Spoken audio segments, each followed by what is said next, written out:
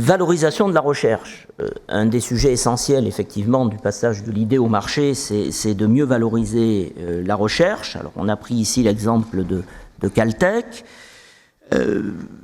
À travers, bien sûr, l'existence d'agences spécialisées dans le transfert de technologies qui peut contribuer à la performance des clusters en matière de valorisation, à travers également l'existence d'incubateurs performants qui offrent des locaux, des prestations de conseil, de l'environnement stimulant et qui renforcent le potentiel de valorisation et contribuent à la notoriété des clusters. Ces éléments-là d'attractivité, ce ne sont pas des éléments secondaires, mais font véritablement partie. Ce n'est pas un musée, ce sont des endroits où l'on vient pour créer le réseau et attirer ceux qui veulent entreprendre. Quelques clés pour indiquer le chemin du succès.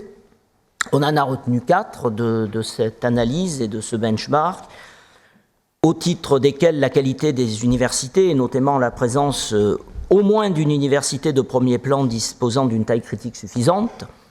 Et là-dessus, effectivement, quand on regarde sa clé, on voit tout de suite qu'on a ce potentiel-là. Une connexion directe et rapide entre le cluster et les centres névralgiques et ou décisionnels de la métropole. Point important, d'autant plus que si l'on se place dans une dimension prospective et de l'avis de l'ensemble des interlocuteurs qu'on a pu avoir lorsqu'on a interrogé la centaine de décideurs, ça fait partie des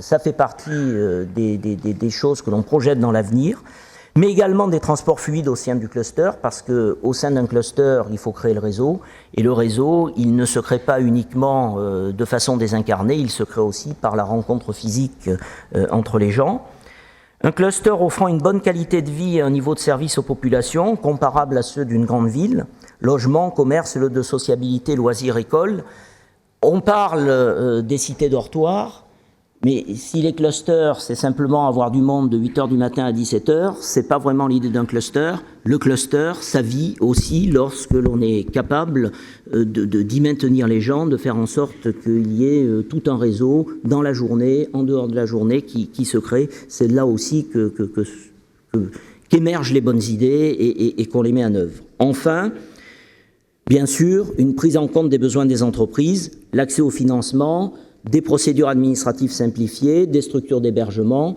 Il est clair que pour créer et pour que la création dure et ait un sens dans la durée, il faut que cet aspect, je dirais, à la fois de financement et de back-office puisse être présent et accessible facilement pour ceux qui veulent effectivement valoriser leur recherche et quelque part passer de l'idée au marché. Merci de votre attention.